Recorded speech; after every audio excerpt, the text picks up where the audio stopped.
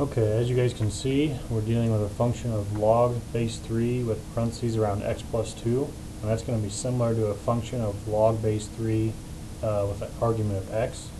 You're going to have a translation here, and it's going to be on your x-axis because your resulting function here has the parentheses around x plus 2.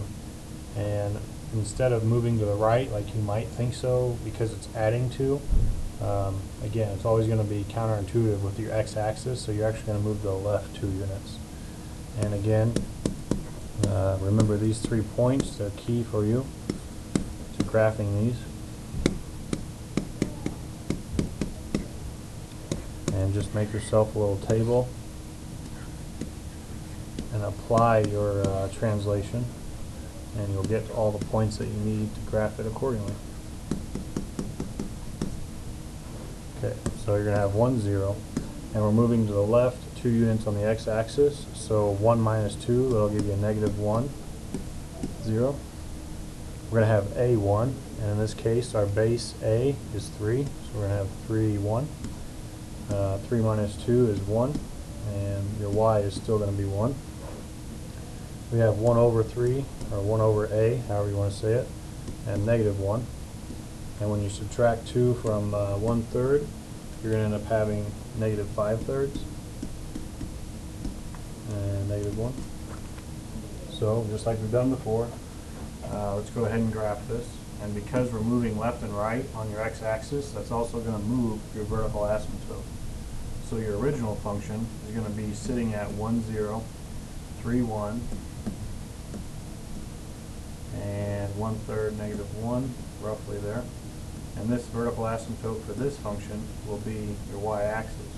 So when we perform our translation, it will move it to the left 2 positions, 2 units. So we've got negative 1, 0, 1, 1, and negative 5/3, negative 1. So that's going to be in between negative 1 and negative 2 at negative 1. So, and as you can see, it's moved your vertical asymptote over to the left 2 places. So that's going to be right at negative 2, x equal to negative 2. So your graph will come right up to it,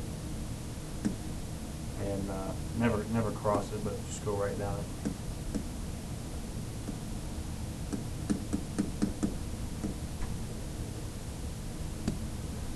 Okay, now on to the next example, where we have a function with parentheses around the log base 4 of x, and then outside the parentheses a plus 2. So this should automatically tell you you're going to move up and down your y-axis. And in this case, it's going to move it up 2 units because of the plus 2. And this is going to look similar to your graph of a function of log with a base 4 with just an argument of x. And again, you're always going to have these same 3 points on there.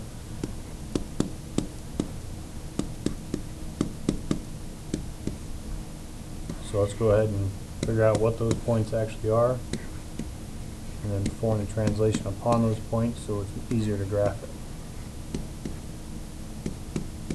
And if you guys look through your book, they might solve it a little bit of a different way to get your points, but I've always found this to be so much simpler, so I've always shown it to my students, and they've always rather done it this way than the algebra way, which is in the book.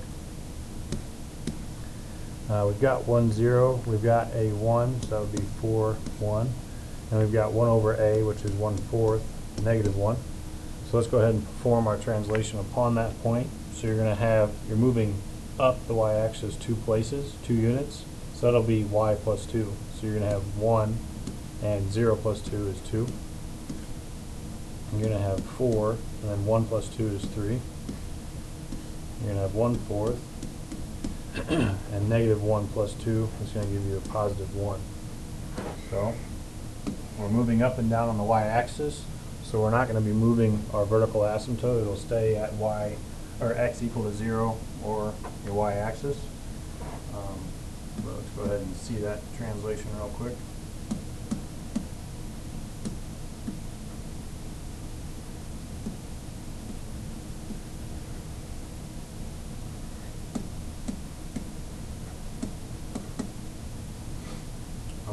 now we've graphed log 4x. Now let's graph the bigger one with the translation. So we're going to have 1, 2, which will be up here, 4/3 out there, and 1/4 and 1 be about right there.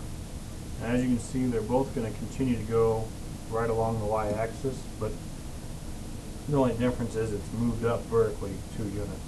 So, as we've already talked about, that's translation. Okay, so that sums it up for 4.3. Now I'll just write it out in plain English on your different translations and what they look like.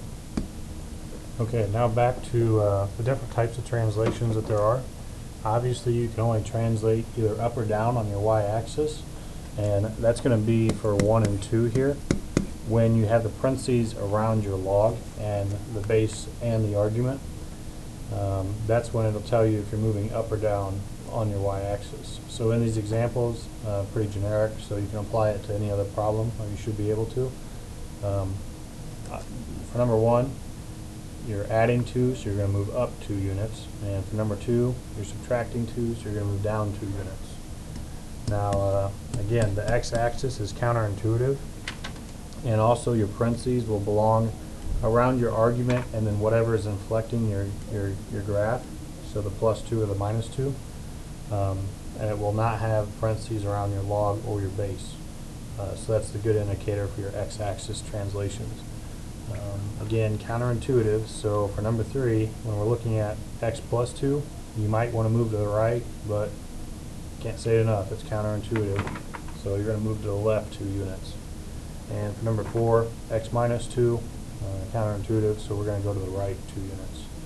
So I know I messed up on the lectures earlier over the weekend when I recorded, so if you guys have any questions, or if I may have skipped something that is in your homework because I didn't capture everything in the lecture for 4.3, just email me and I'll post some more lectures or solutions on the discussion board.